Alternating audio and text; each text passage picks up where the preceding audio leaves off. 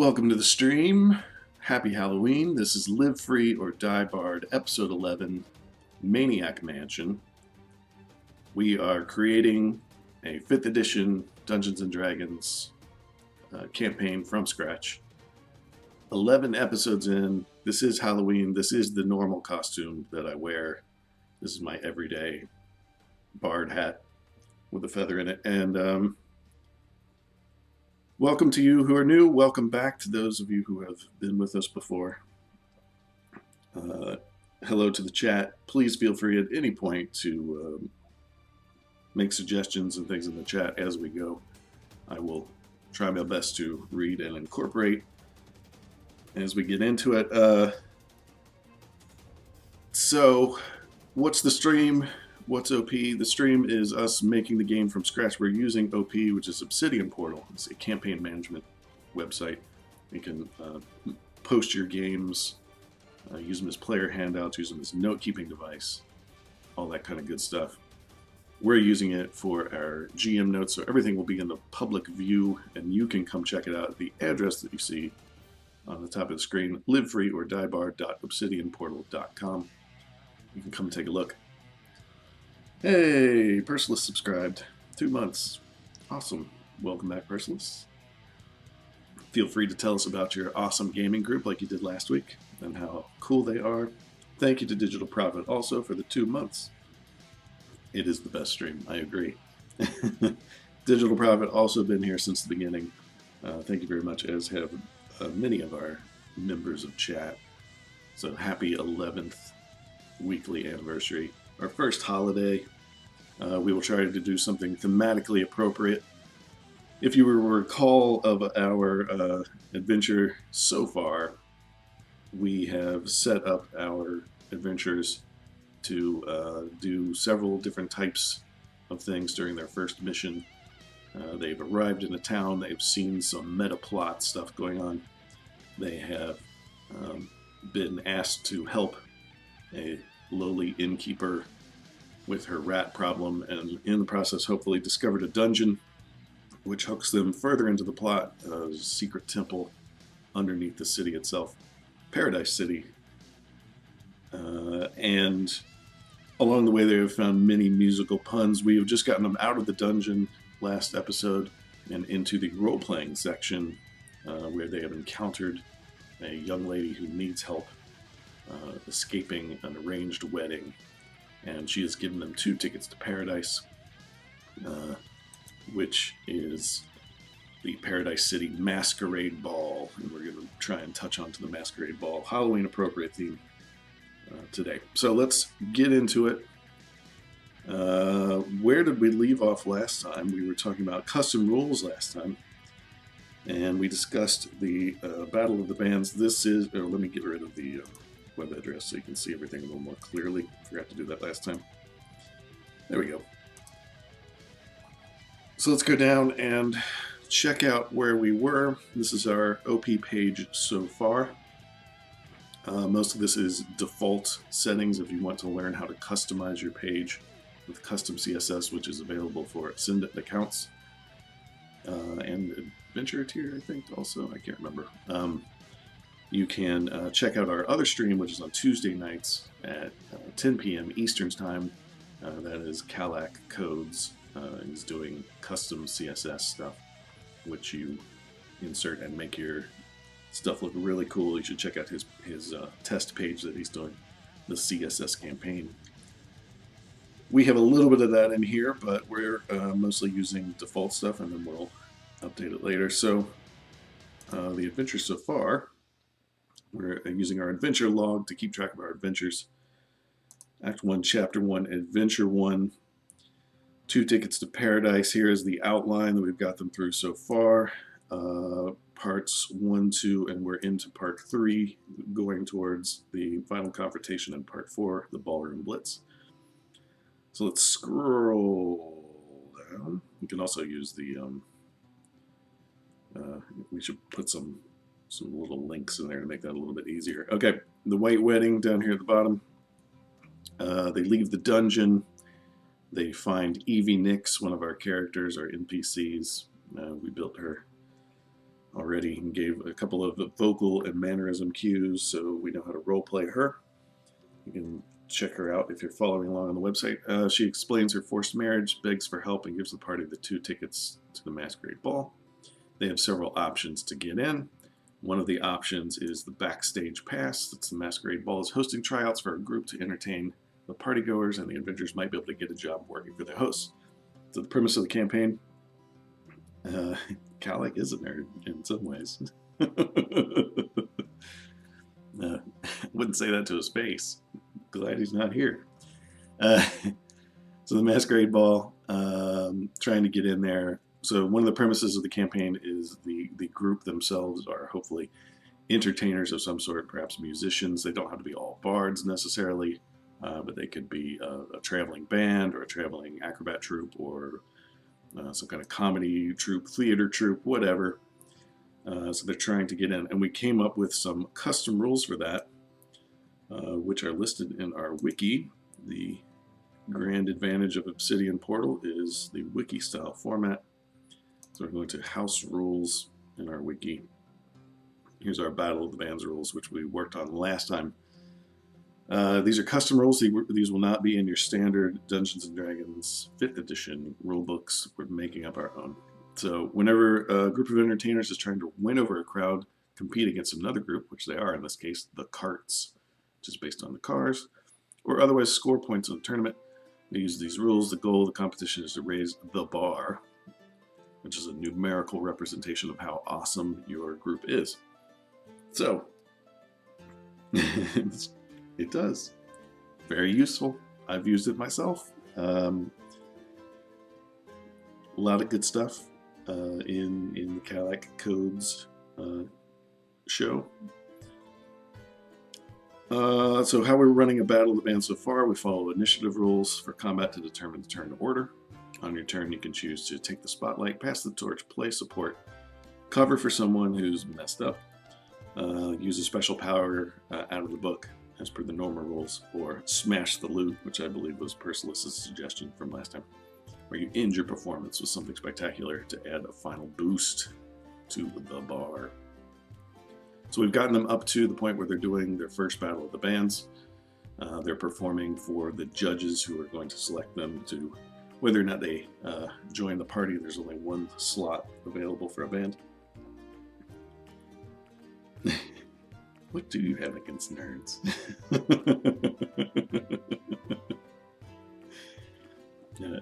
I would say so. If you're watching a guy in a funny hat make D&D campaigns, then sorry to tell you, you're probably a nerd. Join the club. We're cool now. Matt Mercer says so. So Battle of the Bands, we're here. We're doing stuff. We don't have quite all of our custom rules finished. For example, Pass the Torch is not quite defined yet.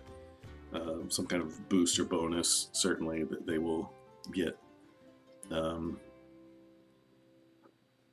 Maybe they could raise the DC slightly for the next guy and give them an extra bonus if they succeed at it. That might be cool. Yeah, let's put that in. Okay, let's edit our house rules. If you recall, or if you're new, you go to the little pen and paper icon on pages you can edit. It brings you to our word processing editor format here. We're using Textile. Textile is a little shorthand markup language. You can do lots of stuff with it. So let's go down here to, okay, Pass the Torch.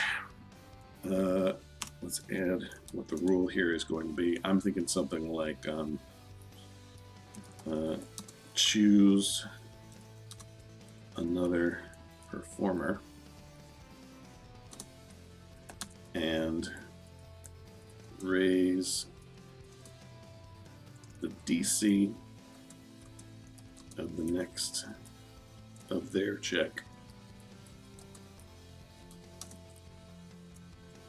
by let's give them the choice, let's give them the option by between 1 and 5 points.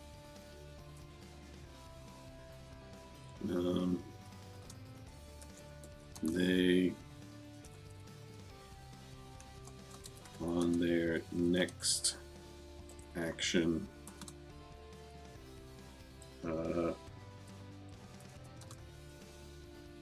they may attempt to make this performance check at the new DC, and if successful, gain an additional,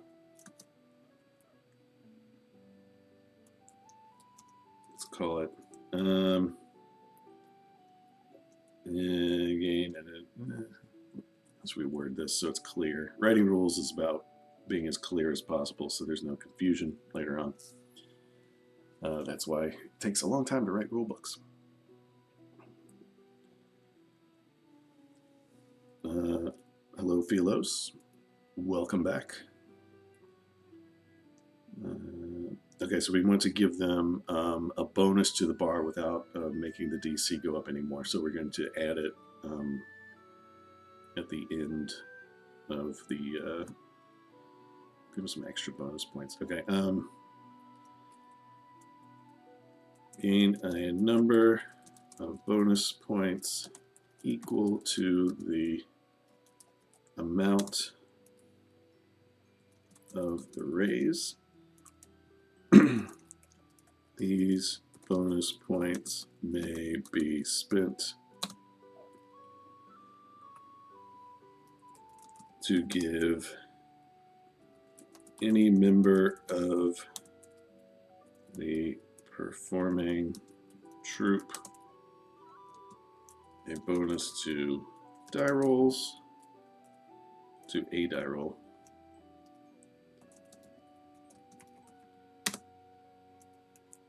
Or may be, oh wait, they may also be, let's word it slightly differently. Any unused, oops, if I can spell, unused bonus points at the end of the performance are added to the bar. Okay, so essentially, I'm passing the torch. I've been in the spotlight. I'm playing. I choose another member of the party and hand it off to them.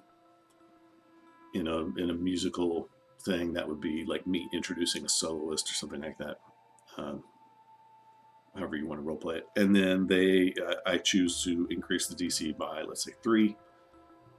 They can then attempt to make that next performance check at the new DC. It's +3. If they're successful, then they get, not only has the bar been raised by 3 already, but then they get 3 extra bonus points that they can use kind of however they want. But it basically shows that teamwork is better than solo performance. So that's our little addition there. Okay, let's save it. Make sure it looks how we want. Yep. That's pretty good. Okay. And we can finish this up later on and make sure that they're nice and tight. Good rules. Smashing Pumpkins puns are welcome, as are any Halloween-themed musical puns or non-Halloween-themed music puns. Feel free to add anything into the chat. I'll try and incorporate it into the game. Whatever you like. Whenever you see an opportunity, go for it. The more musical puns, the better. All right, that's our little wrap-up from last time, writing our special rules. Those are good enough for now. We can go back in and clean those up if needed later. All right, we've gotten them to, hopefully, the venue, which is the mayor's mansion. The mayor, if you will recall, he may be one of the judges for that particular music competition, as it is his house. This is Mayor Petty Tom. We put an apostrophe in his name, as Digital Prophet suggests. You should always have plenty of apostrophes in your fantasy game names. They make everything better. This is our, he's a good guy mayor, but he is currently being taken over by the church, so he doesn't have a lot of say in anything. The church are bad guys in this one, the Church of Rhea, who are putting magical brands on people so that they can't cast music magic anymore. So he's our guy in charge of perhaps the judging of the musical competition. So if they succeed, they get in. If they don't, they have to find another way into the mansion. But we're going to work on his mansion today. So we do have a maps section in Obsidian Portal. You can post maps up here. But I want to have the map actually in the adventure log. So we're going to make a little file, a media file, to paste it right in here so that while you're running the adventure, you will have a little copy of the map right in the notes, so you don't have to look very far. So I'm going to show you a different way to go about that. We've already looked at drawing them in some basic paint programs. We've looked at drawing them on paper and scanning them in the computer, things like that. So we're gonna do another version of maps today for our mansion. I'm going to talk about isometric mapping. If you don't know what isometric mapping is, essentially we are talking about, think The Sims or SimCity or something like that. It's an overhead 3/4 view. Boy Orbison, I like that. Let's add that real fast before we go into the mapping. If I don't do things right away, I forget. Boy Orbison. I'm sure Tom Petty in real life would have actually disagreed. He would have said Boy Orbison was way cooler than he was. They were in the same band for a little while. Roy Orbison, that is. Traveling Wilburys, if I remember right. Let's put that in here. Yeah, we don't need to make a whole separate character sheet for Boy Orbison, but we can put him in the description. This is the biographical information. Up here is your statistics if you need it. But we put our biographies down here. And we're going to put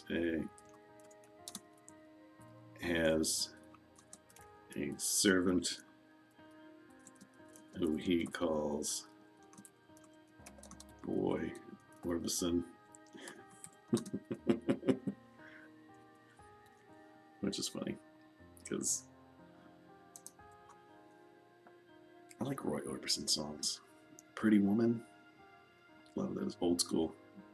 Anyway, let's go back to our map view. Let me show you.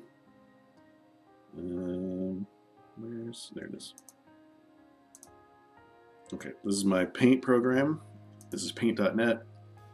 If you've been here before, you've already heard me talk about it. It's freeware, and it does basic image manipulation and drawing and stuff like that. We're currently looking at our town map that we made. Well, we sort of made it. We actually used a website called whatabout.itch.io. We mentioned that last time. And it has a town generator. It's one click, kind of create a town. So we picked this one, we added some labels to it, we stuck it into our image editing software, trimmed it down to where we need it to be with like nice square maps, and we put it on OP, put some map markers on it, and there you go. So let's do isometric maps. To get isometric, we are looking at angles, and you can draw these out freehand if you want. You can buy special graph paper if you want. What I would recommend for the digital sphere, if you don't have an actual map making program, there's quite a few. I've written a couple articles on map making programs. You can check them out on our blog if you want. It's called Words in the Dark is the name of the blog. Or you can get there from Obsidian Portal, go to the top bar, and one of the drop down menus will have the link to the blog. Anyway, though, to do an isometric map, we're going to need a grid. How do you get a grid? I myself go to places like, let me show you where I go. Hide this for a second. There's two sites I go to for free images on the regular. One is Pixabay, the other is Unsplash. They have free images for commercial use, no attribution. You can use them pretty easily. Search for whatever you need. In this case, I search for hex grid. If you need a hexagonal type of grid, they've got all kinds of stuff that you can do. You can download one of these, manipulate it in your program of choice. They have all kinds of stuff. Found this cool hex grid with transparency behind it. You can put that over top of a map you already have. Here's a cool parchment one you could do. This one's got green squares, which would work for any kind of overland map kind of stuff in a green area, or some kind of video game reference if you're using video games as your source material for your stuff. But go there, download their maps. That's where I got the grid that I'm currently using, which we will go back to now. Zip, there it is. And where am I here? Okay. So this particular grid I need to manipulate it to get it into isometric shape so we can use it. Collie named Melon is always sad. Infinitely sad. That could be very true. Remind me to put that in later. I'll get that as we go back. All right, so this grid is too big. So what you want to do, you guys won't be able to see my toolbars on the side because OBS doesn't let you see that for some reason. I haven't figured out quite how to fix that yet. Feathers bugging me. We're bringing feathers back. Capes too. You'll see one day. So this grid's too big. So what you want to do is use whatever selection tool that you have, and you want to select all. You want to, in my toolbar, I'm clicking the tool that says Move Selected Pixels, and I'm shrinking it. In this particular program, if you hold Shift while you're shrinking, it constrains it to a square. I believe that there are similar tools in whatever shop type program that you're using. You'll have to read your instructions and figure those out. So from this point, once we get it down to about what looks good, then you will copy. That's a Control-C if you're on Windows machines. You can paste into new layer, drag it where you need it to be, make and expand your grid thusly, and so on and so forth, and then collapse all your layers at the end to make a big old grid, which is what we have here. I did it ahead of time because that seems like a boring stream to watch me do grids all the time. So from here, though, we get to manipulate it further. So I want to, once again, select all. In my program, in the layer menu, there's a rotate function, so I'm rotating the entire layer that I'm on, and I want to rotate it 45 degrees up here at the top. 45 degrees will get us this particular pattern, which is halfway to the isometric view. So we've turned it sideways. I think it's this way from your perspective, I'm not sure. We've turned it sideways, and now we need to squish it. So the official angles, in case you're curious, I don't know if you are or not, but in case you're curious, the official angles, let me see if I can get them to show up here.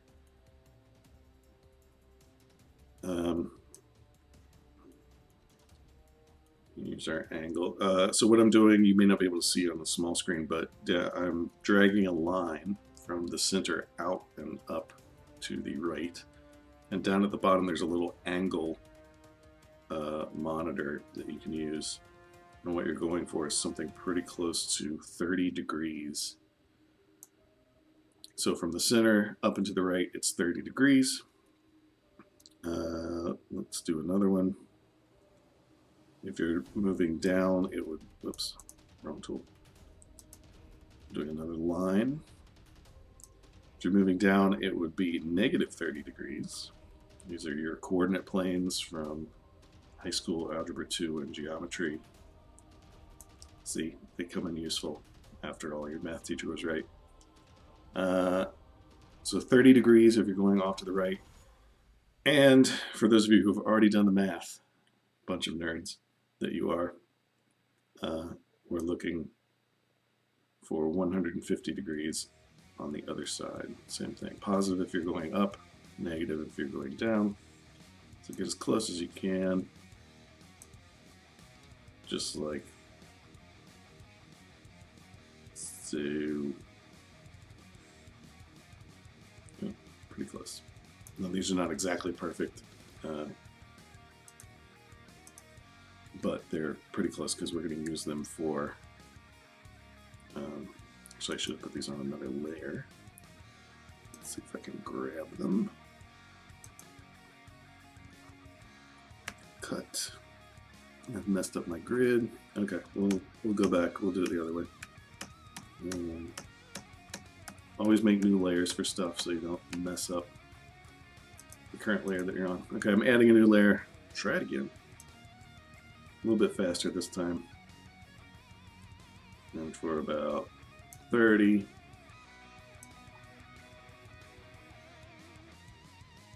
Negative 30. Repetition helps you learn it.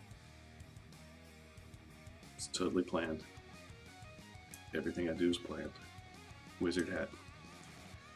And 150 and negative 150.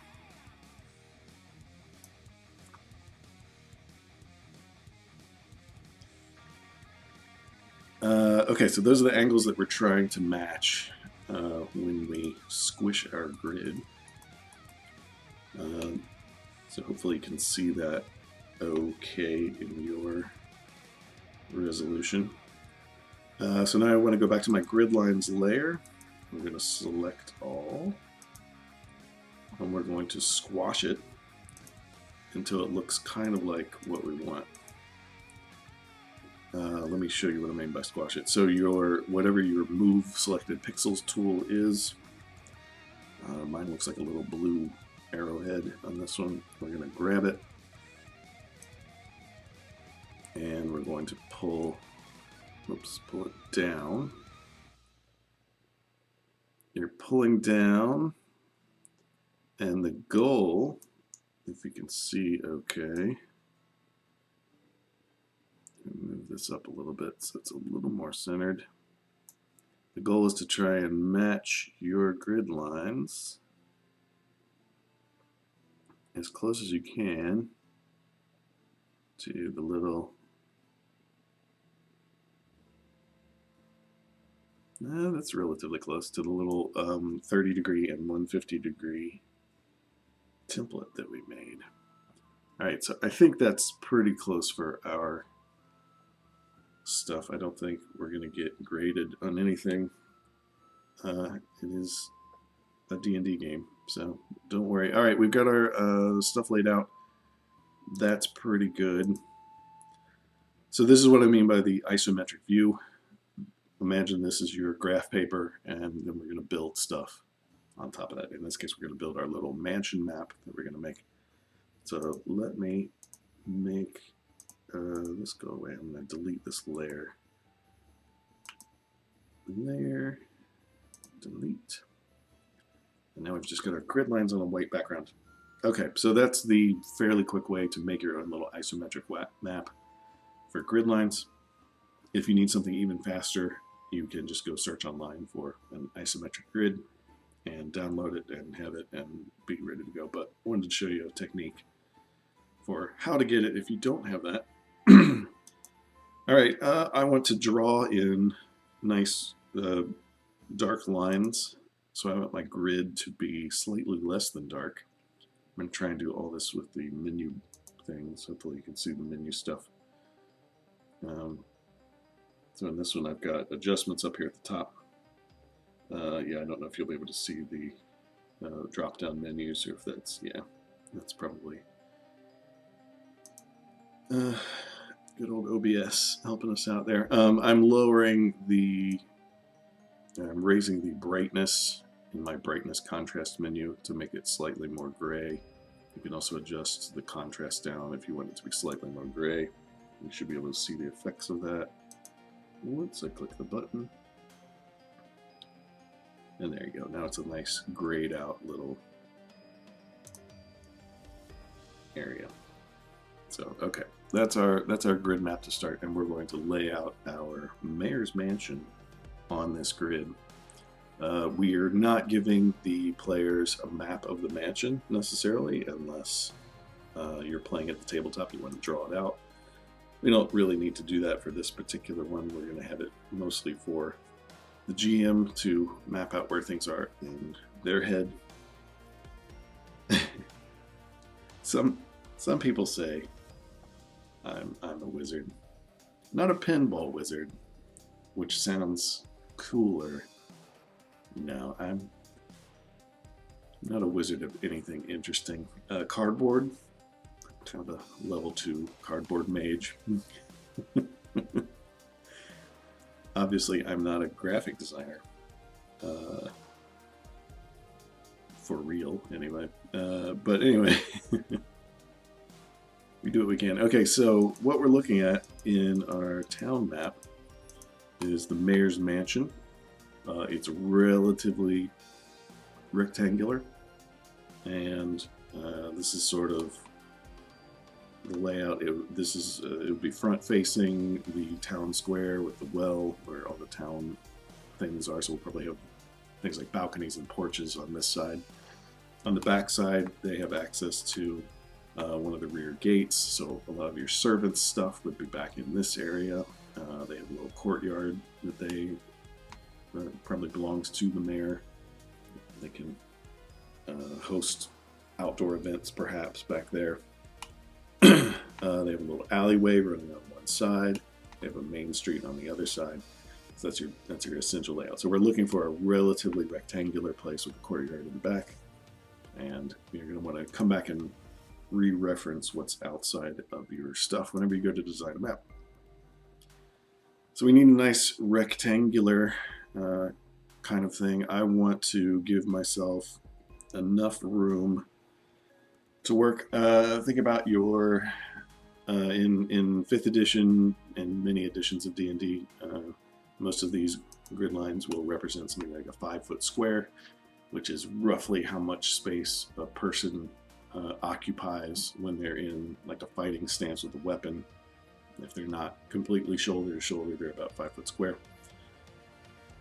So we want to think about rooms as a 5-foot square. Most of the typical rooms in homes are something like 15 by 15. They're not massive. Longer dining room might be maybe 15 by 25 or 20 by 30 or something like that. If it's relatively big. Medieval and Renaissance style housing will have smaller rooms if we want to be historically accurate. We're obviously in a fantasy game, so that doesn't matter as much, but those are the things you're going to want to keep in mind as you start designing your map. Also, this mansion has more than one floor. So when you're looking at your isometric grid, we want to make sure we give space to define the different floors. We know we have at least a basement, a cellar of some type, because that's where the people are accessing it from the dungeon if they need to, right in this area, if that's showing up on your screen. Okay, so we have a cellar. The cellar is going to be a little smaller than the rest of the home. We want to design probably our main floor first. That's the easiest, and that's where a lot of the action is going to take place. That is also where we're going to put our courtyard area if we have any outdoor stuff going on. I had planned for everything to be indoors, but the players might take something outside. They might need to know what's outside in order to infiltrate. Who knows? So let's start defining our stuff. I'm going to put the main floor off to the left. I'm going to give some space for the courtyard in the back, and then the main thing here. So I'm going to use my line tool. Again, I know you guys can't see my toolbars because they don't show up, but we're going to make it black, and we'll just kind of pick a spot to start. This looks good here. Let me move it up so I'm trying to make this big enough so that you guys can see what I'm doing. That's probably good. Okay, so a typical house would be something like a small cottage would be something like 20 by 20 tops. This is the mayor's mansion, so it's pretty big. So we want to go about 4 or 5 times that. So 5, 10, 15, 20. So that's about your typical cottage wall for a small cottage. We're going to go twice that, 3 times that, 4 times that, 5 times that. Okay, there's our first wall. Congratulations, you're an architect. It's a rectangle that's slightly longer this direction than it was wide this direction, if you'll remember the map. Very slightly, not much. So if we went, what was that? It's about 10, 15, so it's about 20 squares this direction. We're going to go slightly less than that on the other direction. So there's 5, 10, 15. I think we can go a little bit more. Let's go for 17. If you have an odd number of squares, it may sometimes make it easier to line things up symmetrically in your maps. But you'll have to think about that ahead of time. Okay, and then we're gonna finish off our rectangle, basically using our grid lines for our isometric grid as a guide. And there's our outer wall. We don't have doors or anything defined yet, but we know that if it's a mansion, it's probably going to be somewhat symmetrical. So we're going to have something in this vicinity that's going to be our main entrance. And to accommodate that, I'm going to erase where I have doors. Now you're on an isometric thing, so when you select things, it's not going to be perfect. It's going to cut things off at an angle. So you may want to think about that. I'm just going to pick somewhere in the middle here and make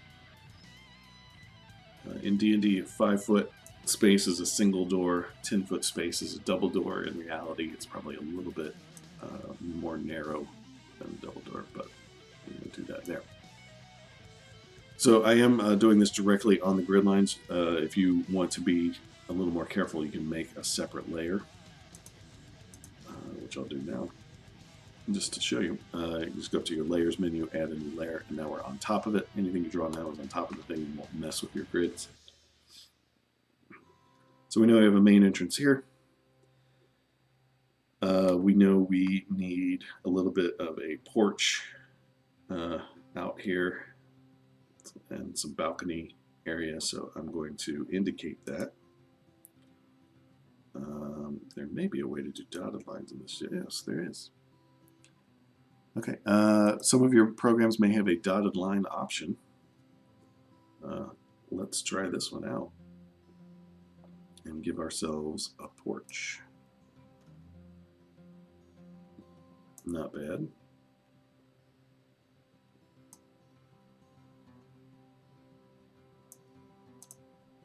And then across, like so. And you just saved yourself a whole bunch of time. Good work, you. For stuff like this, it is a question of time management. Let's say that you're making games for a group and you only have, let's say, a month to get prepared because some of your friends said, hey, we want to play that game that you were talking about running. You're like, I need a month, and then you're committed, and they will harass you endlessly if you don't deliver. So, all right, back in the back here, we're going to do a little bit of a courtyard area. I'm going to use some colors for that to indicate the courtyard section. I think maybe some kind of a light greenish yellow sort of thing. going on. Remember to take it off of the dashes if you need it. Another thing I might do, if you have the option for transparent colors, you can turn down the opacity a little bit on some of your colors. And let me see if this works. Yeah, so we got a little bit of an opaque thing going. Let me switch back to this map and see how big. Yeah, so this is more of a trapezoid courtyard area. So we're going to do kind of a trapezoid look. So normally with my line tool I would come straight out, but because I want a trapezoid, I'm going to come up this direction a bit. Maybe even here. And put it there. I'm going to go off the edge because this part doesn't matter as much.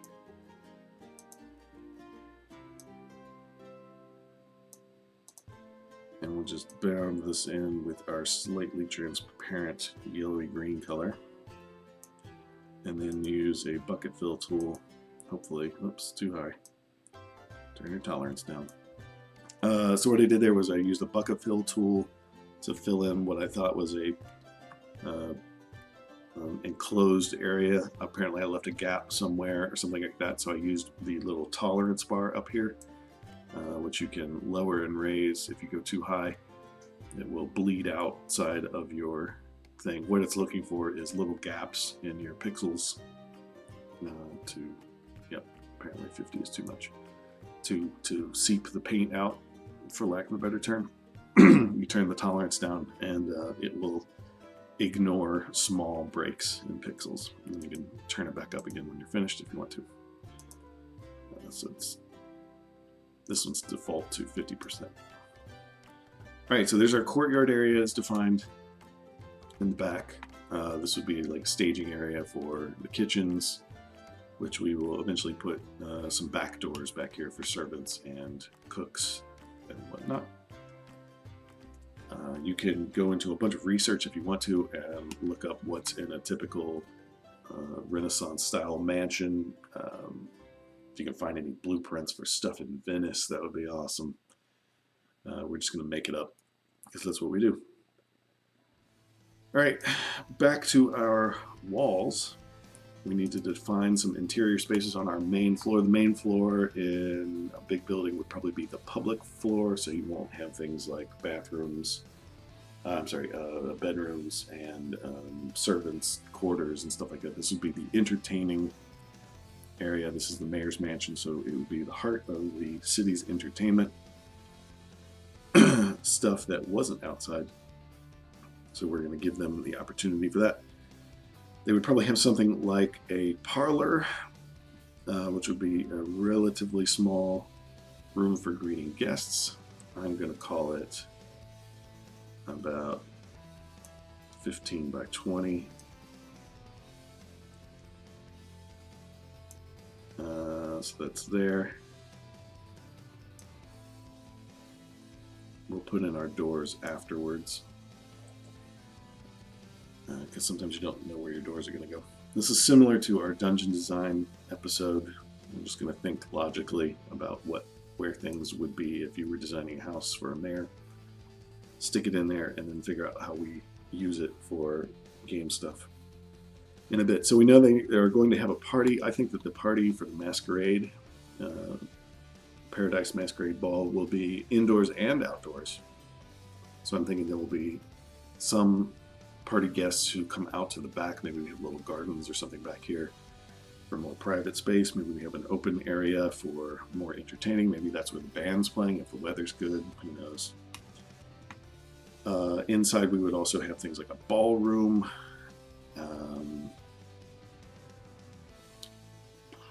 a dining hall, that sort of stuff. But we also need our kitchen area down here. So that will also be at least somewhat on the main floor. And then somewhat down in the cellars. All right, so we need access to get to some of this other stuff. So I'm thinking the ballroom will be a fairly large room towards the back. Lots of windows in the back overlooking their garden area. Keep in mind this will be right about here in town, so they'll have a big city wall right behind it to kind of enclose it, and an alley on the side, which we will have to deal with at some point. So let's think about the ballroom being, it's probably pretty large. 10, 20, 30, 40, I think maybe 40 feet. It's not bad. We could even go 50. It is a fantasy game. You don't have to think too hard about it. 10, 20, 30. Yeah, let's go ahead and make it 40. It's going to be our biggest space.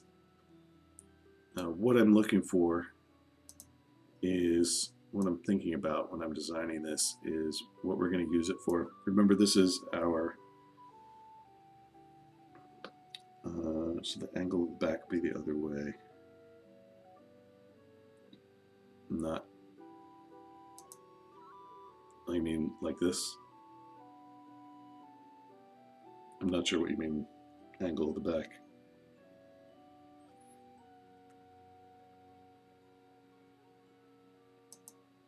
Oops.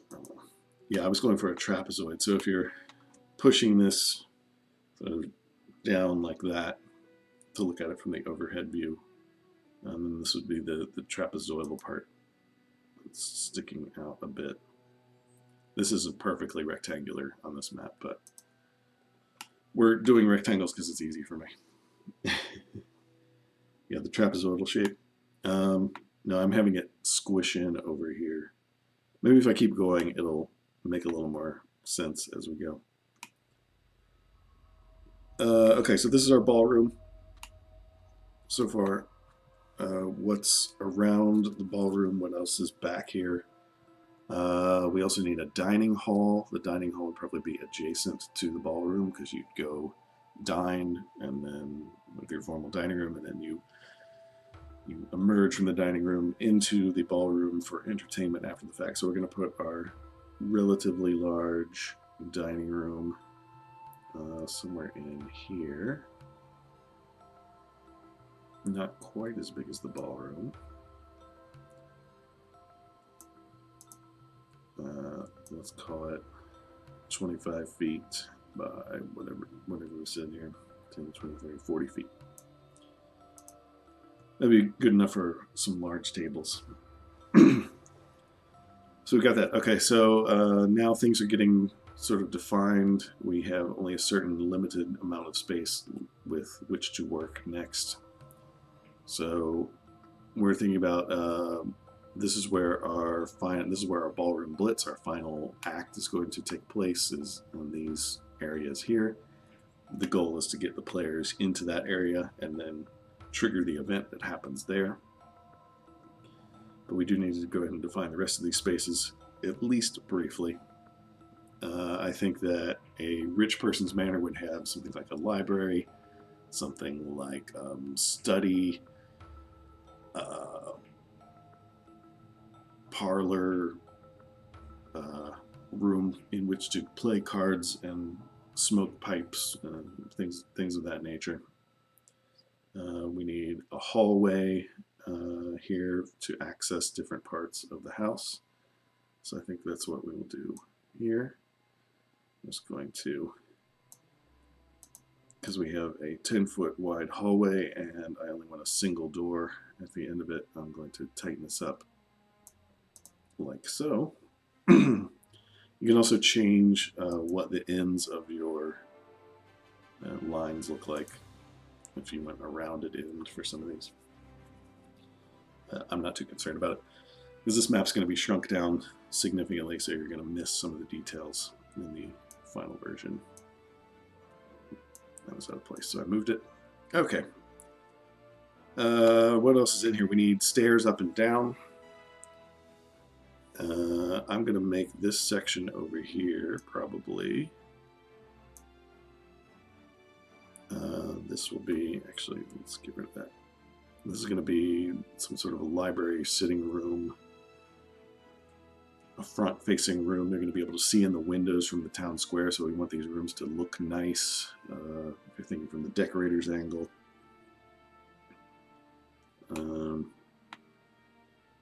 So we've got, let's call this the library area. This is going to be probably where our staircase is, somewhere in the center.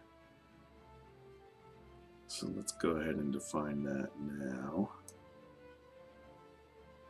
I'm going to make it a fairly big staircase.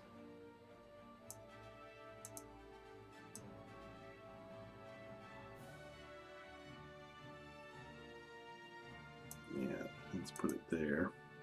I'm going to leave it open for now, and we'll come up with a little graphical representation of a staircase to make it easy in a minute. This will be open. I don't think we'll have, we may not have doors there. You could have a diagonal door if you wanted. Maybe a set of double doors. So diagonal on the isometric grid ends up being horizontal or vertical.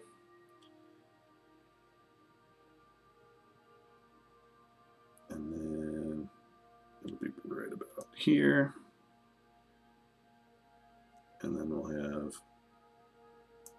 this part will be open here. Let me erase a little section like so. If you need to trim things off and make them line up with your grid, you can just use your little eraser tool. Trim things off. Okay. So we got a library, we got a parlor, we got a formal dining room, we've got a ballroom.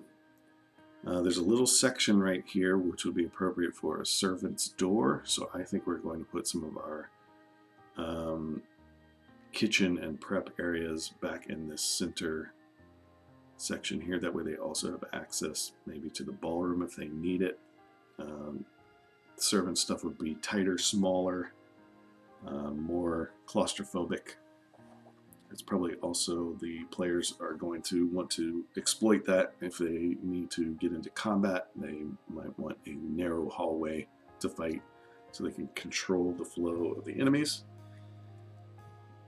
So I'm thinking we put our, let's put our, got our stairs, got that. Let's close this off a little bit.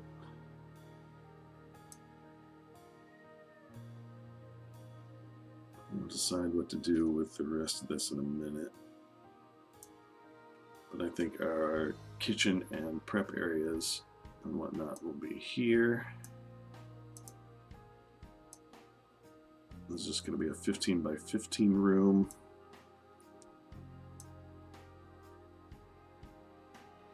We'll give them access doors roughly here and here. Clean this up a little bit.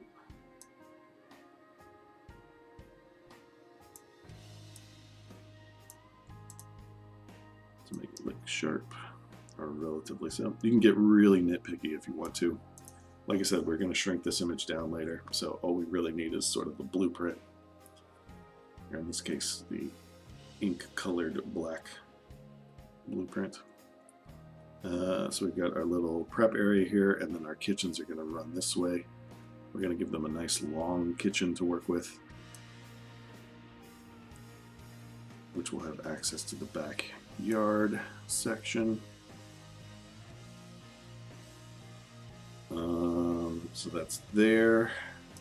The kitchens would almost certainly have some sort of double door access to get to here. They might also have a side door here in case they need to serve things directly from the kitchen. So that's that. I'm thinking we need multiple double doors from the dining room to the ballroom. So I came one in from that, come one in from this. Make it somewhat symmetrical. There's those. Here we want to give a nice open. These might not even be doors. They might stay open. Open that there. We'll make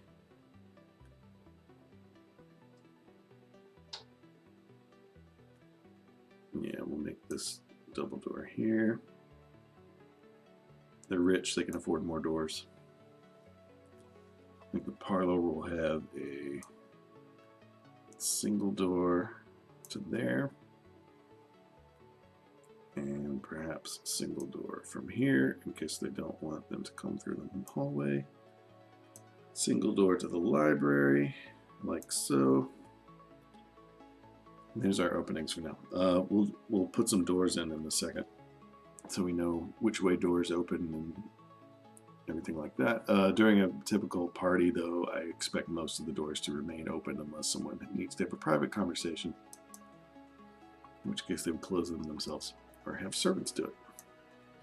Okay, we still got a chunk of space back here we don't know what to do with, so let's think about that. We're in the Renaissance era, and there is magic in the world. You could have a little bit of an art gallery. That might work. Let's do an art gallery. It'd be kind of cool. We'll put it up against the windows so there's lots of natural light. And I think it should go right. Let's make it a little long. Put it here. That looks good. Also, the servants would need access here, but probably not the kitchen.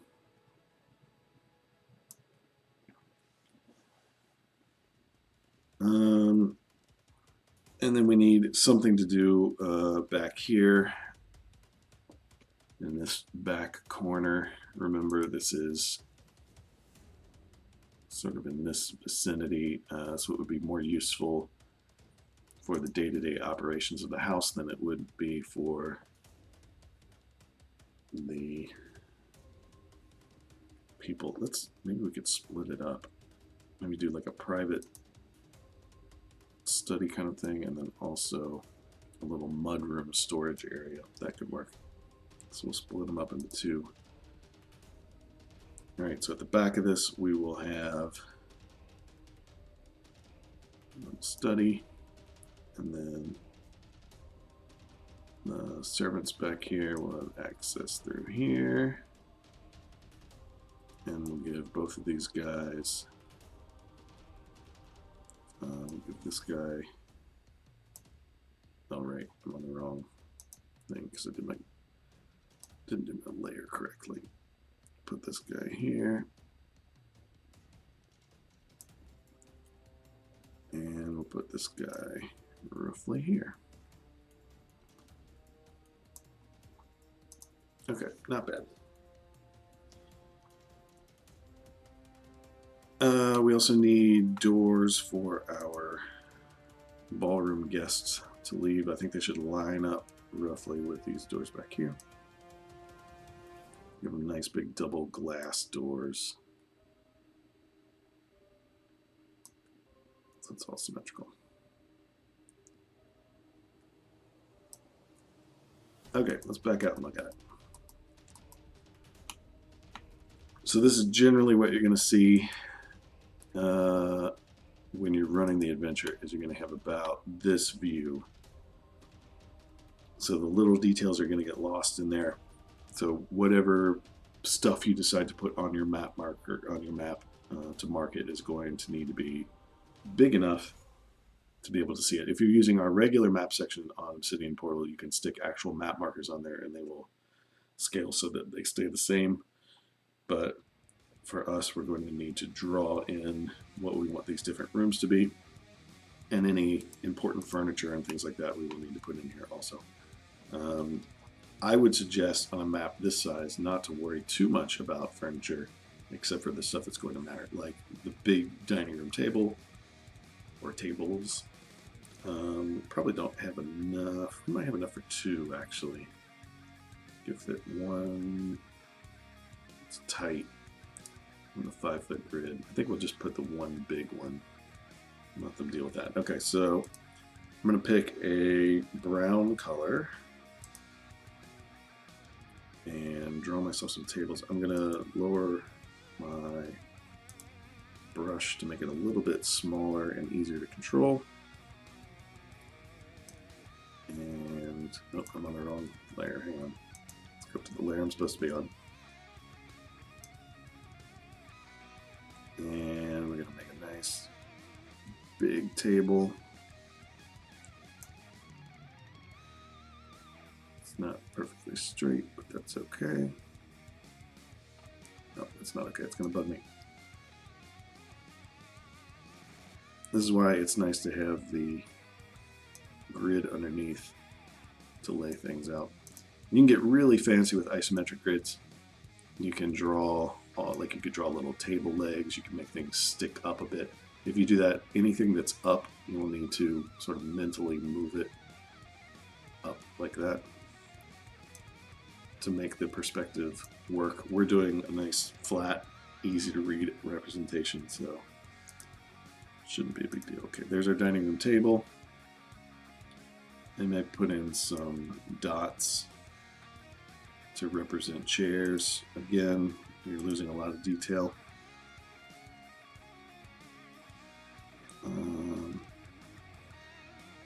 Yeah, that'll work.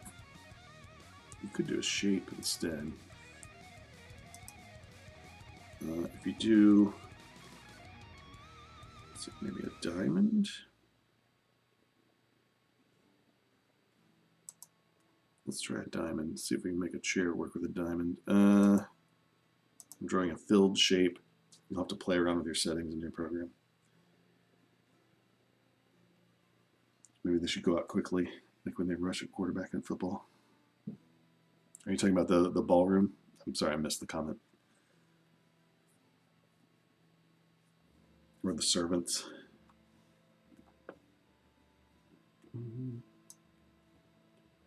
Yeah, that's pretty close.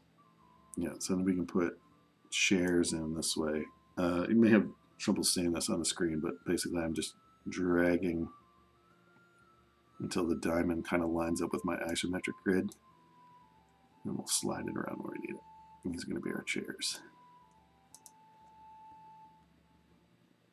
And then once you have one of those, if you're smart, you will copy it. I'm not smart, so I didn't. That's good. Okay, copy it while it's still selected, and then you can start pasting. Whoops. Edit, undo. Hold up.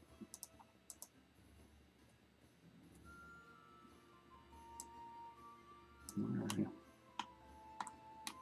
Pasted it somewhere. Let's have to figure out where it is.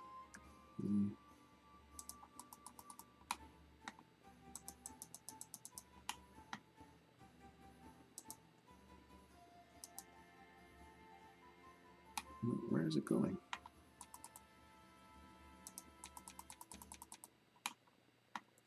In theory, it should be pasting. I just need to figure out where it's pasting. Let's do something else. Magic wand. Nope. That won't let me do it either. We'll just make some diamonds. There's not that many left.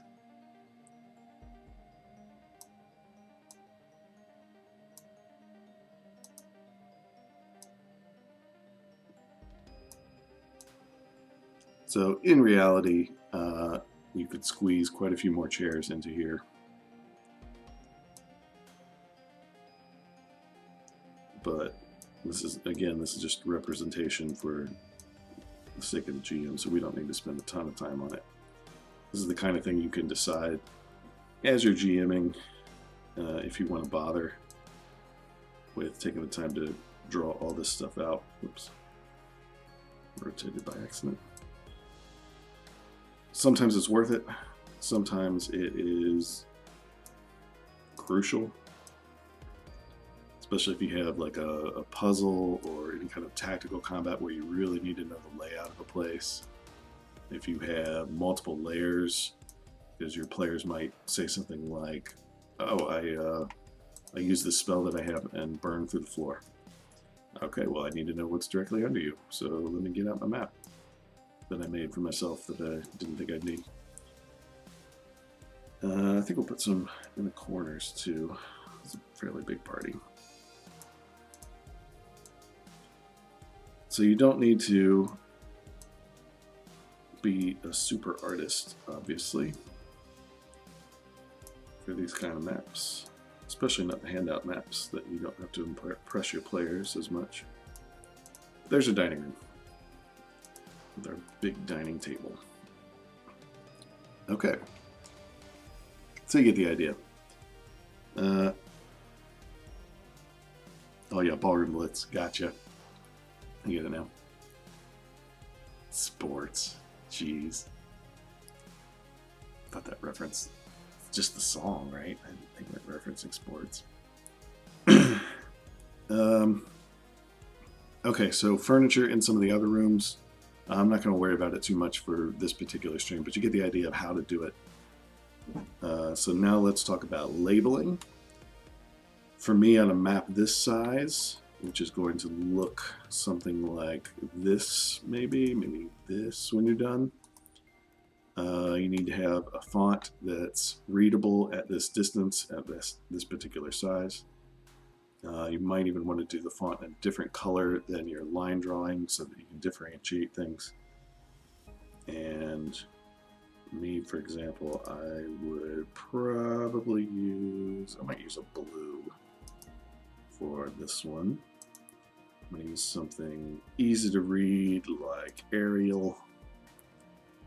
And well, let's see about how big we need to make it. So some stuff you can put right on top. I might do another layer in case I need to manipulate things. So right away I can tell from the size of the little thing that's going to be way too small. So let's go up and raise our font size incrementally until we get something that looks like you can read it from this distance. That's not too bad. Might go up maybe one more notch. That's a little too big, so I'm going to go in and in Paint.net you can just type it in here. So let's try 45. Let's maybe a 44. Will it let me do that? I think so. Okay. That's not bad there. These rooms are a little too small to write stuff into them, so I'm going to write on the outside. So back here we had, this was our little storage and mudroom. So let me write mudroom / storage. Center it. It's nice and centered. And then I'm going to select it with my rectangle select. I'm going to move selected pixels, and if you come to the edge like this, there'll be a little arced arrow, and you can slide it around so it lines up with the angle of the isometric. And stick it back here.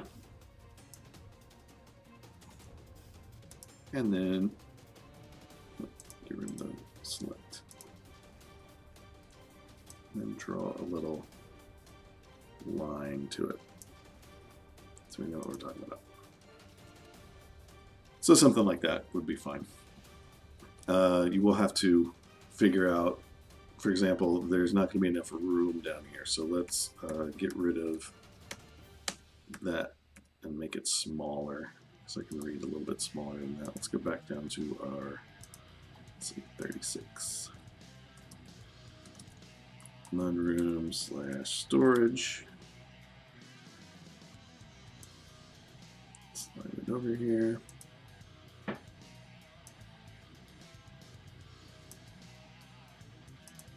Same procedure. Move it like so, slide it to the side. I'm going to type things first and then I'll add things later. Let's do a, oops, it won't let you write outside of your selected rectangle. Study. And rotate. I'm going to put this one down here and we'll put a line pointing up to it because I want to leave some room up here to write also. This is a rectangle select.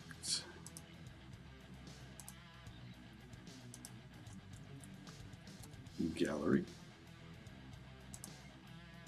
Oops, gotta select it first.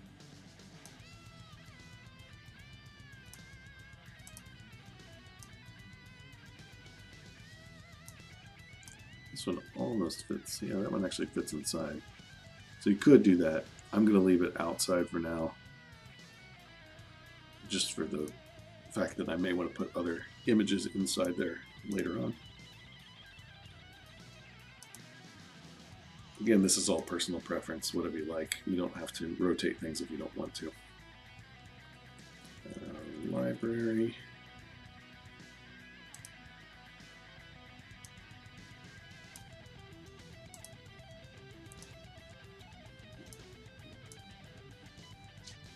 Right about there. That's good. Okay, so visually I know all the stuff that's tilted over here on this side is referencing things on this side here. We also have the little stairs up there, but we're going to do that with a graphic here in a second. So to differentiate the stuff that's on this side with the stuff that's on this side or this side, I'm going to put the stuff that's on this side and rotate it another way. So we're going to have I think veranda is a good name for it. Hang on. Just to click my. There it is, veranda. And we'll rotate the veranda this way. Whatever little visual cues you can use to give yourself less headaches later.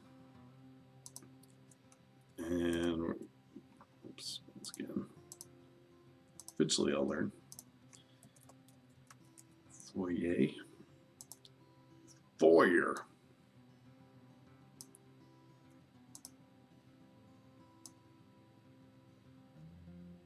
That's going to be there, and I'll put a line later on, show where that is. Okay, on this side we have the ballroom, dining room, and what are we going to call it? Sitting room? Something like that.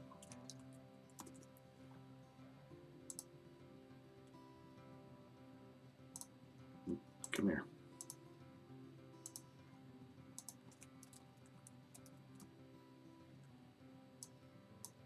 Ballroom. Let's just type them all out. Dining room.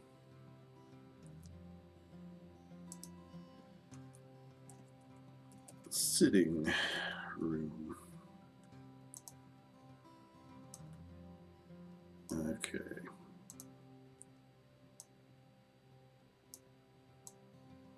Rotate there.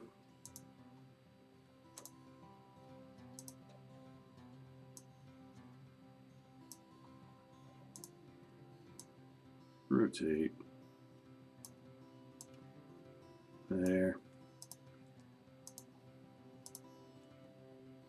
Perfectionists will note that my lettering is not flat against the isometric layout. You could, I suppose, in theory, manipulate it with various skew tools. I think there's a skew extension package that you can download for paint.net if you really want to get fancy. We're not that fancy. We're not going to worry about it too much. I know. It's destroyed. I know. What's the point of even continuing now? Right, so we got a little hallway here that doesn't need to be labeled. I don't think that's important. Let's put in something for our stairs. I like the idea of red carpeted stairs. We're going to simulate red carpeted stairs with little red lines. Let's go down to maybe a 5-point font. This might be a good one where we... Yes, that's fine there.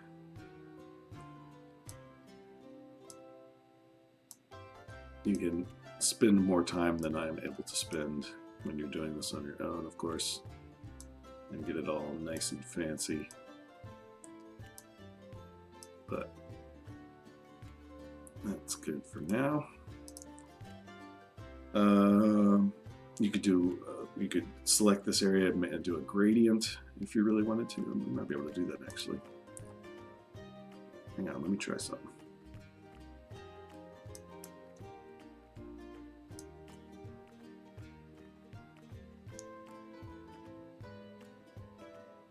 Famous last words. Shut it all down. Shut it down. Shut it all down forever. It's from Dark City, one of my favorite movies. All right, we're gonna do a gradient, generally darker to lighter. Indicates going down to up. What you can't see over here is that I'm selecting two different colors in my color selection menu. I'm going over to the gradient button, and I'm going to start down here, click and drag, and that's what a gradient will do. Of course, we want this to be, we want there to be some opacity on this, so actually I'm going to pick some opaque colors and crank them down. So on my color selection menu, there's an opacity slider. I'm going to slide my opacities down on these colors that I've selected. I know you can't see that. Sorry about that. Swap them back to where they were. Okay, let's try this gradient tool one more time. It's a little too subtle. So let me raise that a bit. Like so. Bring that up also, like so. Switch them back. All right, so now we know we have stairs going roughly upward from here to the upper level. Now, we also need some stairs that go down to our cellar.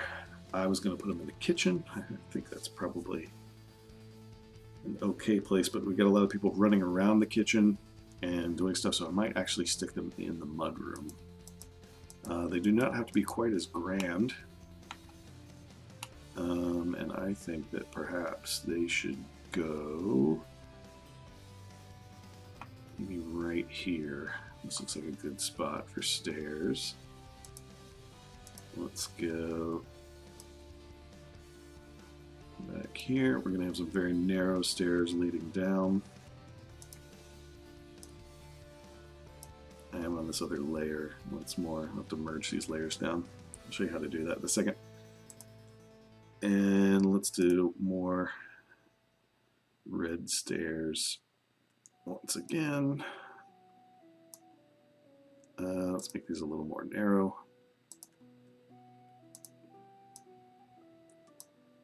But the same general idea. All right, and those will lead down. And you can do the same gradient thing on those if you want. But anyway, from a distance, here's generally what you're going to be looking at. So you have your overhead map. We will put little lines in blue to indicate where all these things are. So the veranda, for example, is here. The foyer is here. Sitting room, dining room, ballroom, mudroom, study, gallery, library, and there you go. And then in the center here, we have the kitchen and the it's like a prep room. It's where you would get it all going. I won't bore you with typing all that stuff in, but you get the gist. You can also go in and put in where the windows would be with little, let's say, pick a sky blue color. Maybe that might be good. Sky blue with your line tool, and you can do stuff like, there's a window here. Easy as that. So you get the general idea. Okay, so once we have prepared our map, we'll do a second floor, we'll do a cellar, we'll do all that kind of stuff. Then you want to save it in such a way that it will be useful to you. So I'm going to go down here, and I've got my rectangle select held. I'm left clicking and holding. I'm going to press the shift key to constrain it to a square box, because I like squares. And we will do something like this. That's probably good about there. I will come back in and fix this later on so that it's all where it's supposed to be. I also need to merge my layers. So in this version, merging layers, you get to merge your layers down. You can do it with Control M, or you can do it with this particular button here. So I'm going to merge down, Control M, Control M, Control M. And we're all on one layer. Once you're on one layer, you can save it as like a JPEG or something, or PNG, something like that. I also want to crop it in paint.net. You go to Image, you go to Crop to Selection, and whatever you've picked becomes the square that is now the boundary of your map. So there's our boundary. You can label this first floor if you want to, something like that. This is just a demo to show you how to do it. Let's save it. I'm going to save it. Twitch stream, images, maps. We're going to save it as Mayor's Mansion map. Save.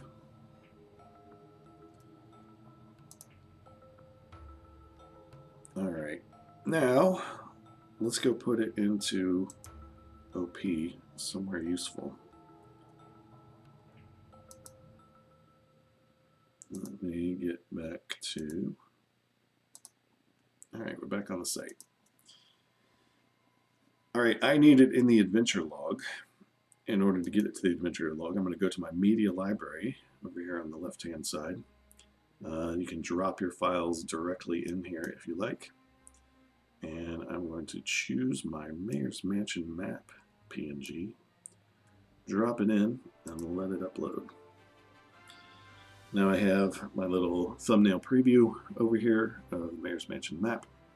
You've got some options over here. You can re-download the file, you can view it, you can do some minor editing and deleting. So now we can use our Mayor's Mansion map in our, there's also some folder options if you need different folders for things. I don't imagine I will need that quite yet, but we can manipulate that later. So let's go back to our adventure log, and let's go stick this map in where it needs to be. So scroll the way down. We're going to put this after our accordion that we had,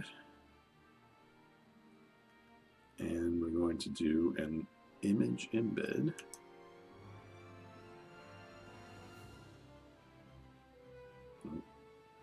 It's being slow on me. Come on. There it goes. We're going to choose one of our things. You can also upload it from here if you need to. I'm going to put it down here. You can do a little bit of aligning. I think I want mine in the center. And let's see what it looks like without any further manipulation. Let's see what we get. Let me get down here and save our changes. We'll scroll all the way down in our adventure towards the end. And here's our map. Okay, so here's what we have. It's squared off like we wanted it. And this is what you'll be working with from here. My particular setup here is sort of the website version. You will have different layouts depending on what kind of device that you're on. You can also customize stuff to make it look different. But this is good enough for me, I think. So this is just enough to give the DM sort of a mental reminder of what's in here, and they can describe things. You could, for experienced DMs, you don't need to write descriptions necessarily. You could just sort of use your imagination and say, when they decide, oh, we sneak in one of the back doors and go into the ballroom, what do we see? You know what the ballroom layout looks like. You can describe it as like, it's covered in windows on two sides, glass doors lead out to the courtyard, two sets of double doors are open, and you see a large table set with flatware lying beyond. There are two small doors in the south, that kind of thing, and just go from there. Just describe what's there. But we are going to write some descriptions to go with some of these things, and I'll show you how to do that now. So we go back up to our edit button, and we're going to come on down, do some editing. I like to have the map up above where my descriptions are. You could do multiple maps this way if you wanted to. Little, like each floor has its own map, and I may end up doing that actually. That sounds like a cool idea. So you have it right there. It's easier to scroll to. But we're going to write a couple of descriptions. So if you will remember how we do our descriptions, we have a header with the title of the area where we are, and then we use our cool block quote customization to do a readable text block, and then we have a little section for what the GM needs to know. So I'm just going to copy paste this from the previous dungeon, put it down here under my map, and then delete the contents. So I think we will describe the ballroom for this demonstration.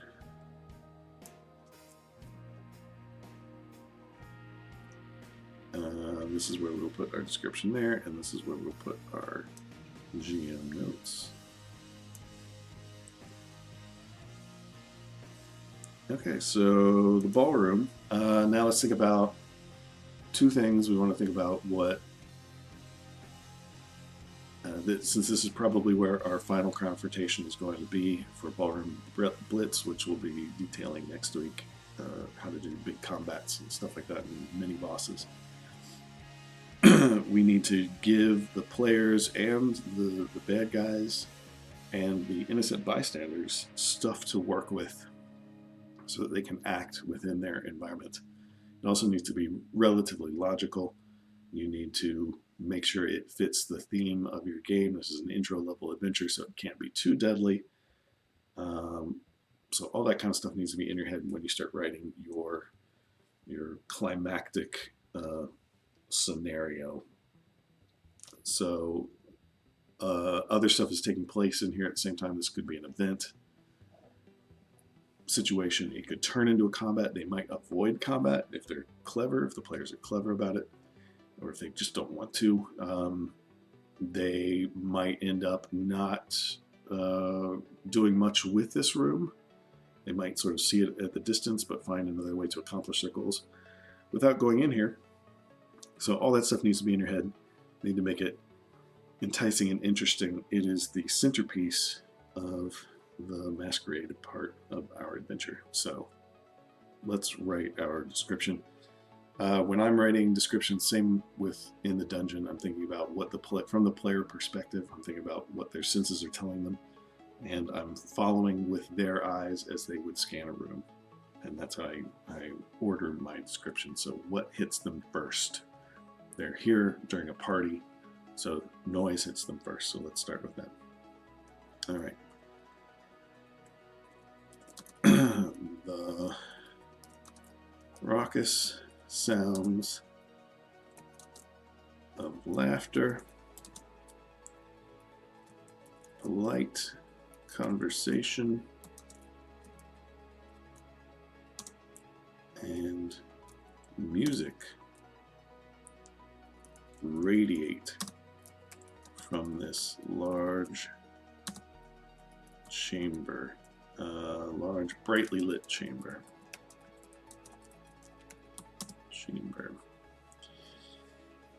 So we don't know what door they're entering from when you describe this, so you want to give more of a general description. That way it's useful from however they came in. If they came in from a servant's door, if they came in from the glass doors outside, or if they came in from the dining room. Maybe they got invited. They do have 2 tickets, so they could attend the dinner if they wanted to.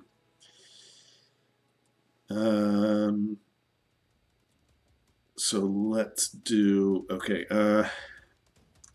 crystal chandeliers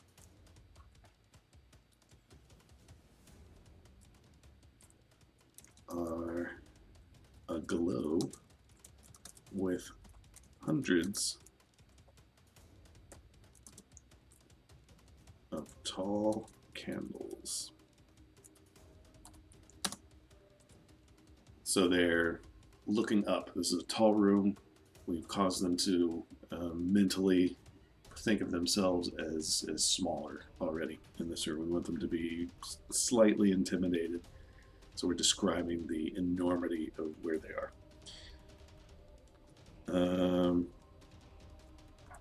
A fresco of dancing fae folk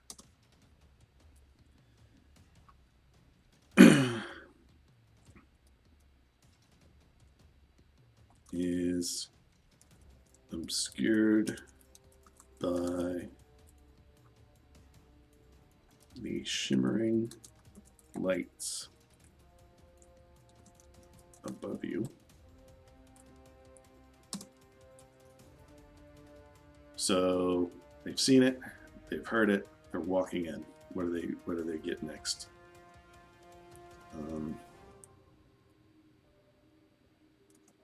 The heat of 100 bodies tightly wrapped in layers of costuming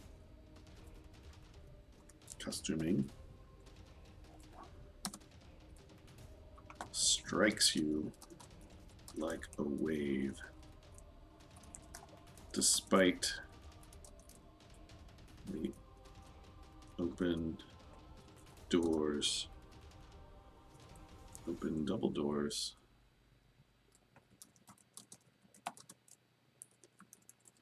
leading both to the dining room and the gardens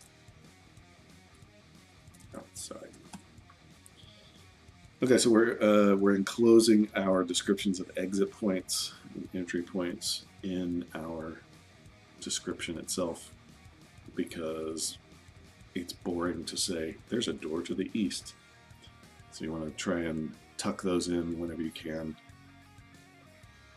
to the things. Okay, what we have so far, we've described it as crystal chandeliers. There's tall candles. They spend a lot on candles. They have frescoes. They have artwork on the walls.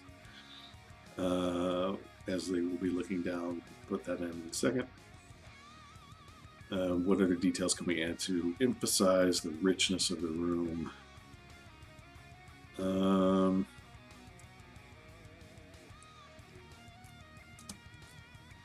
Dozens of windows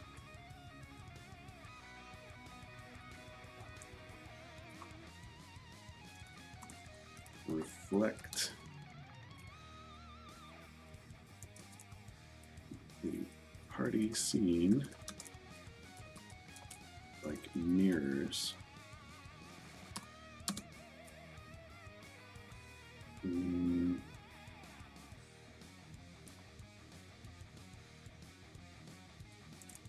tall paintings of famous musicians fill the spaces between the glass. Okay, so we're looking from the top to the bottom. We've hit the walls now. We're moving down to the floor where all the people are.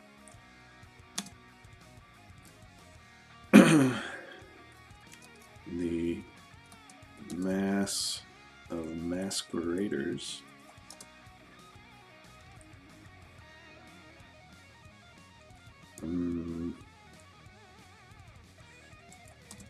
flow between clusters of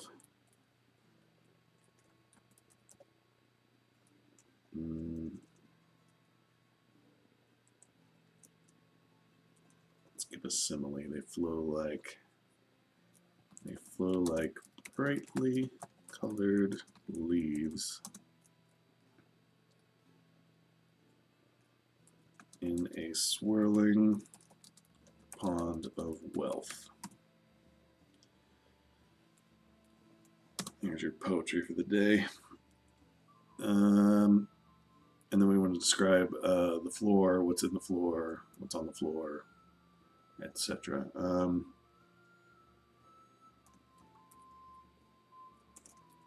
Various musical instruments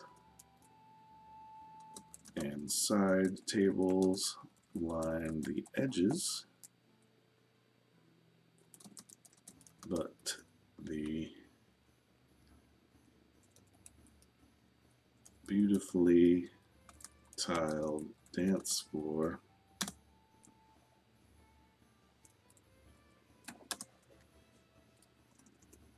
has been polished and is awaiting only the right song and dancing feet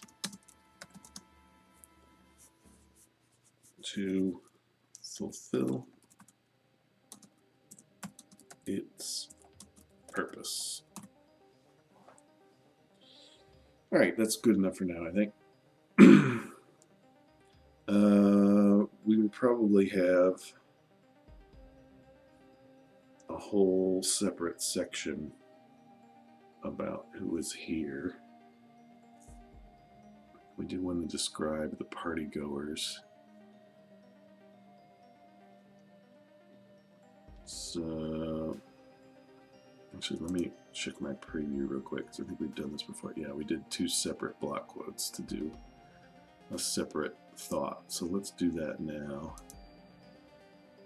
If you weren't here a couple of sessions ago, the block quote normally does not do that little pop-out thing. We customized it in CSS, which we learned from Kalak's Tuesday night stream. He added some cool stuff to make it do that little shadow box and the parchment color. But to activate it, we use this block quote formula, just like so. So let's do a second paragraph about the partygoers themselves.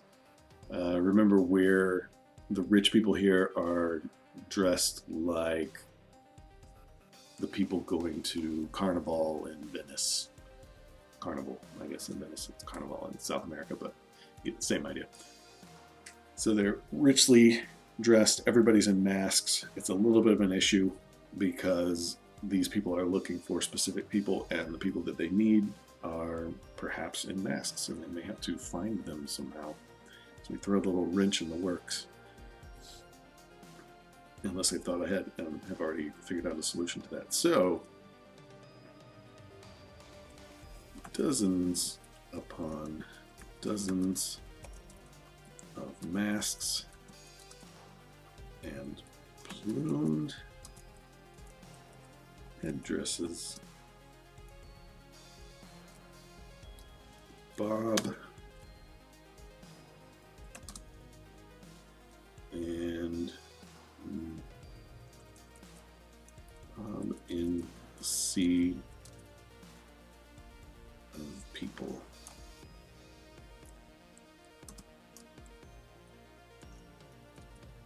The garments and gloves are all of the finest materials and the jewelry on display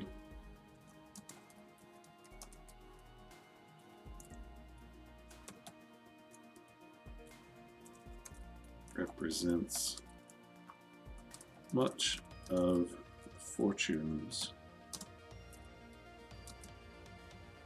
of the invitees.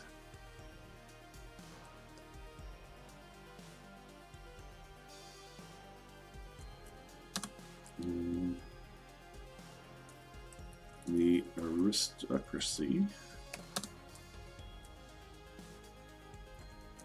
set themselves apart with every step and gesture. A lifetime of etiquette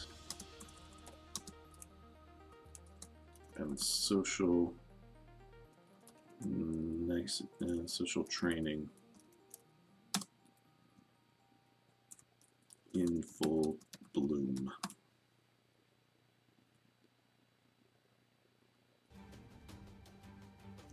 Okay, that's pretty good. It's a fairly impressive display, I think, for these people. Now we need to know what the GM knows that would be useful to this. So they need more tactical information as the GM. If there's going to be a fight here, they need to know what's up and where people will go and stuff like that.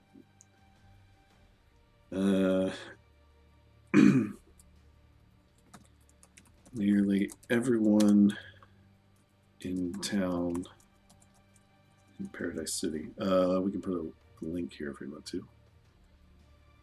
Let's put a wiki link. I'm going to search. Insert Paradise City. Now, if you haven't seen this before, this is what a link looks like in text style. You have the two square brackets on either side. You have a bar in the middle, a vertical bar. The space on either side. On the left-hand side, you have the slug for the link itself, which never changes once you've made the page. And then on the other side, you have the text that you want to display. So I'm going to say Paradise City. So nearly everyone in Paradise City space. Oops. Hang on. We don't need that there. Space. With the money is in this room.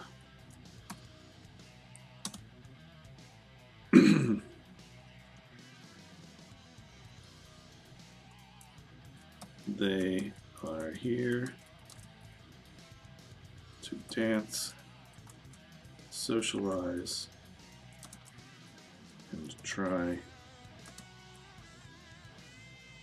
to gain status within their community.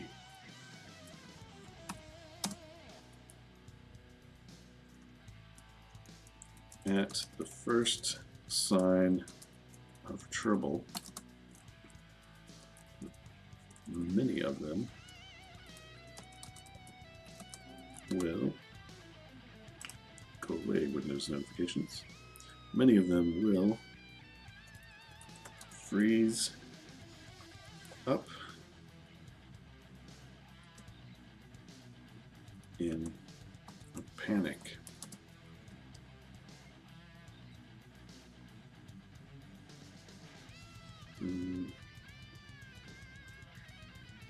Once they realize there may be real danger to them, Oh wait, I want to end the sentence here. Others will be fascinated to watch anything out of the ordinary, perhaps thinking it part of the entertainment. Once they realize there may be real danger to them, they will attempt to flee through the nearest exit and escape to the streets outside.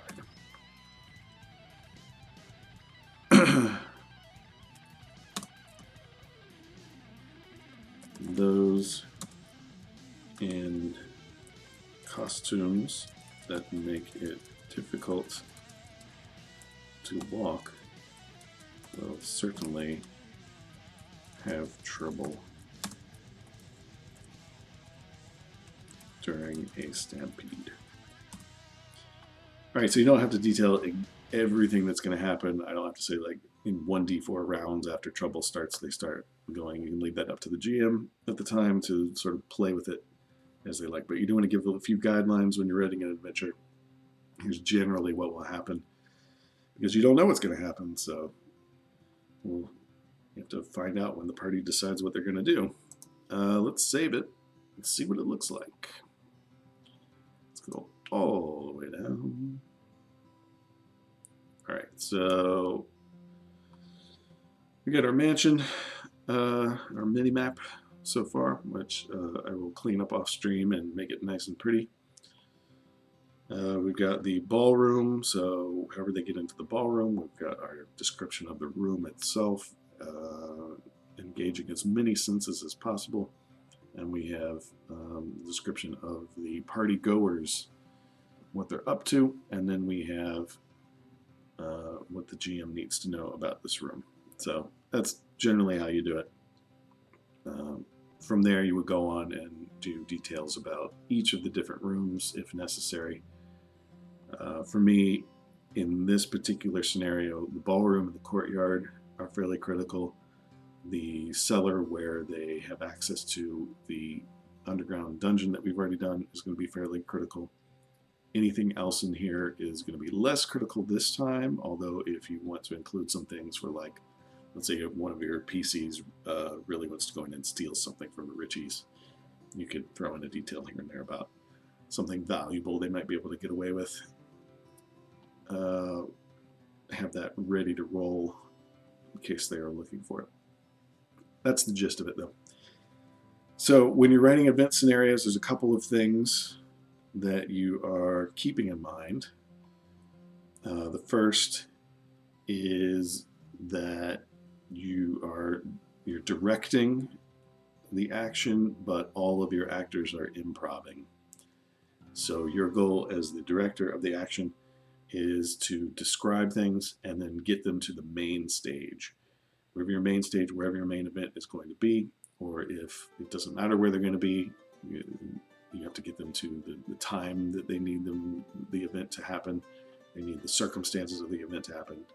Whatever it is, you're trying to get them there. So everything needs to be steering them to that. You need to give them cues. For example, in this particular scenario, I'm going to describe all these other rooms very briefly. This will be the biggest description so that my players either subconsciously or consciously know this is the room I want them to be in for the final confrontation. You can do lots of other things like having all of the NPCs gravitate here whenever they need to find an NPC. Have them moving to the ballroom if you want them in the ballroom. That kind of stuff. Little tricks like that where you sort of make the move in that general direction. Are important NPCs that they have met so far. They will be finding them probably in the ballroom. Their goal is to find Evie Nix and get her out of her wedding that's going to happen towards the end of the night. uh, which will either be in the ballroom or immediately outside in the courtyard, depending on how you want to run that. And she will be stuck, as many brides are on their wedding days and nights. She will be stuck surrounded by other people at all times. How they get her out is up to the players. So that's going to be an interesting puzzle-solving situation, social puzzle. How are they going to come up with whatever they come up with, and then the GM decides how to adjudicate that. So that's that. For this particular adventure, you can write a little what's happening for the pre-event stuff, what's happening on the periphery. If you'll recall, let me go up to our, I think I have the maps already loaded. If you'll recall our map of the town itself, you could have things going on in the town square, things going on at the one of these outer gates if you need to, if you really need to write the extra details for that. I would leave most of that up to the DM. If the players happen to ask, they can make that kind of stuff up at the time. If they need access to the roof, you could come up with what's immediately adjacent, and they could do some kind of acrobatics or something to get from an adjacent building to the mayor's mansion, maybe even across a broad street. They could come up through the dungeon underneath, however it is that they're getting in. They use their tickets, they use disguises, they become part of the band and get to play. And then the mayor tells them where to set up. Maybe they're in the ballroom, and if they're in the ballroom playing, then maybe some of the PCs can sneak away for a brief moment and do some stuff like that. But it's a little more open at this stage. I like those kind of adventures. Other people like adventures where everything is written down exactly. So that's where that is. What else do we have? We have a meta hook that we need to talk about briefly. Let me go to my items. I did add an image off stream of the bandana of censorship that one of our chat users came up with from before. It goes over your mouth and causes you to be unable to speak foul language and expletives. And it's a cursed item, but anyway, that was that. So one of the items that we have that we haven't made a little thing for yet because it's not decorated, I don't want to take a picture, was, let's see if I can get this to show up. This is our little dragon scale shield that they found in Dungeon 1. It's 1 of 8. It's one of the octave scales, and it will be used in a later puzzle. They've already found this one, which has a loot on it that was hidden away in the dungeon. We're going to create some more of these, and we're going to give them to some of our NPCs in the game. I have to hum a family-friendly tune in order to be allowed to eat. It's the only way the bandana comes off. You get a straw if you say nice things. But our octave scale, they found one of them. They need to find 7 more in order to complete the main dungeon meta plot thing that we've got going on. So this is the point in the adventure where they're going to find more of those. So let's go to our characters really quickly. Here's our, let's review these while we're here. Our player character archetypes. We have the actor, the explorer, the power gamer, the escapist, the noob, and the world builder. So far we've given stuff for everybody except the world builder. She doesn't have anything to do specifically for her yet unless she's jumped in and was doing something. Actually, that's not completely true. She may be, if they've done the backstage pass option to get in, she may be helping build the brand identity of their band or entertainment troupe.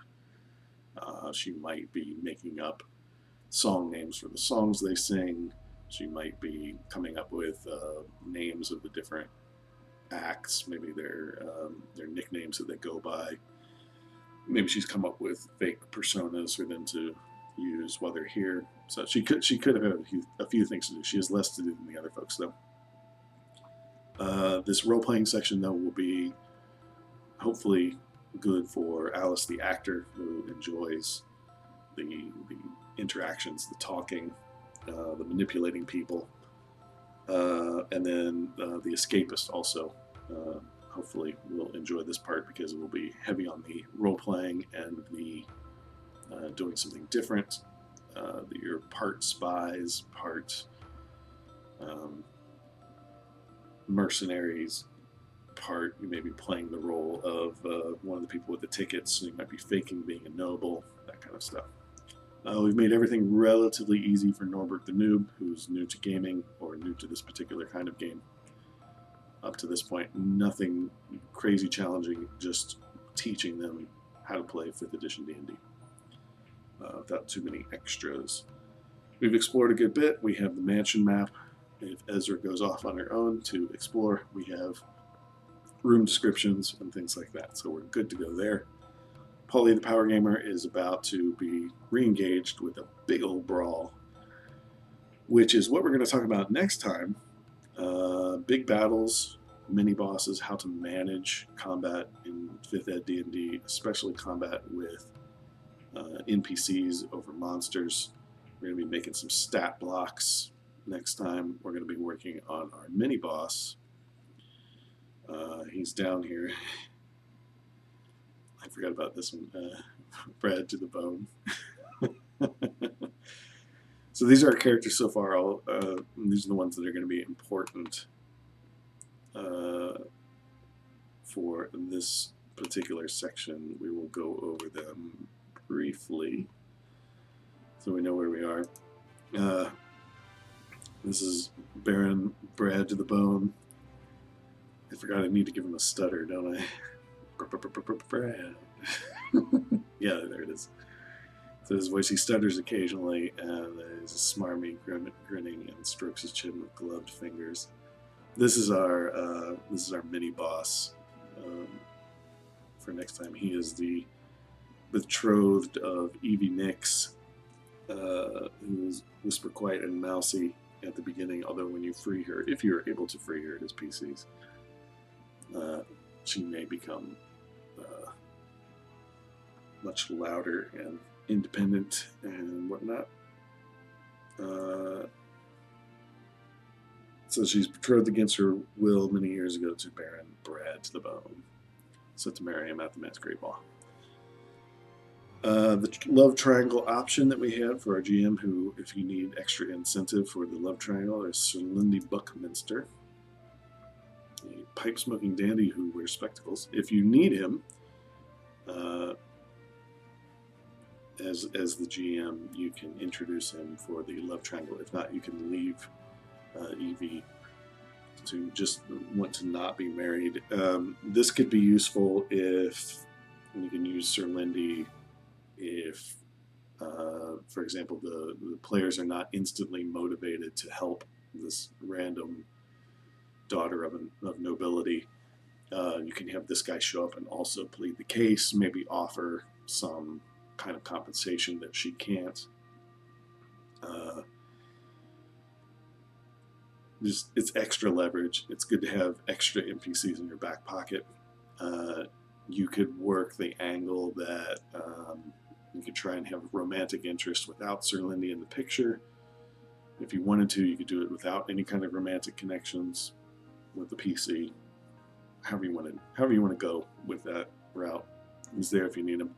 One of the other important people is going to be Mayor Petty Tom. It's his house, so he's there. He's going to try and keep the peace as best he can. He might help the PCs covertly if he can do it without alerting the Church of Rhea. And then next time we're going to write some Church of Rhea bad guys. If you haven't been here for a while, I will mention, I think they're in religion here. No, wait, I'm wrong. They're in organizations of it. Here we are, Church of Rio. Their goal is to suppress the magically gifted and control people with their magic item that they have. Just branding people with a black and white brand, which prevents them from casting magical, musical spells. So that's who we're working on next time as our bad guys. We need for many types of climax. So big battles next time. We're going to give other people some more of these, so we might be making a few more of these to give out. We need to paint and color these eventually and make a full set and decide what other special properties they have when we make item things for them. So it's about 1 o'clock where I am. We've been going for 2 hours. This is a good spot to take a break and come back next time. I hope you learned some stuff about isometric mapping and putting together little event scenarios, how to describe rooms, get things set up for your big battle, get people where they need to be. We're almost done with this adventure. It's only taken like, I don't know, like 30 hours of work. That's not that bad for a D&D game.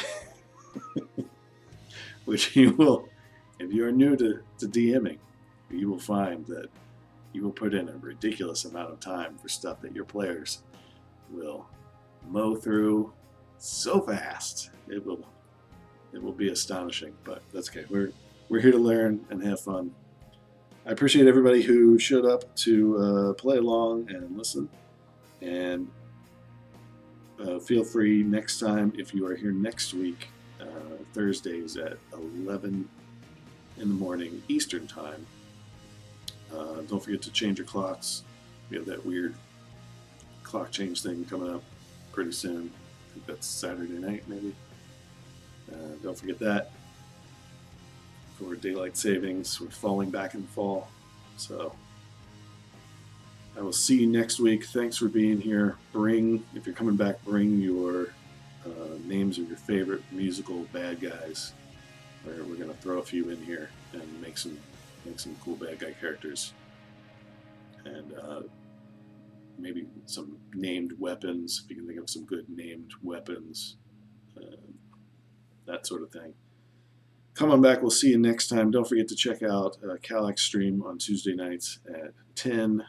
Same game time, same game channel right here on Twitch. You can find our other episodes of Live for Your Die Bard on YouTube about a week after the fact on our YouTube channel. Come check out the site as we get it finished, and we will see you next time. Thanks for being here. See you later.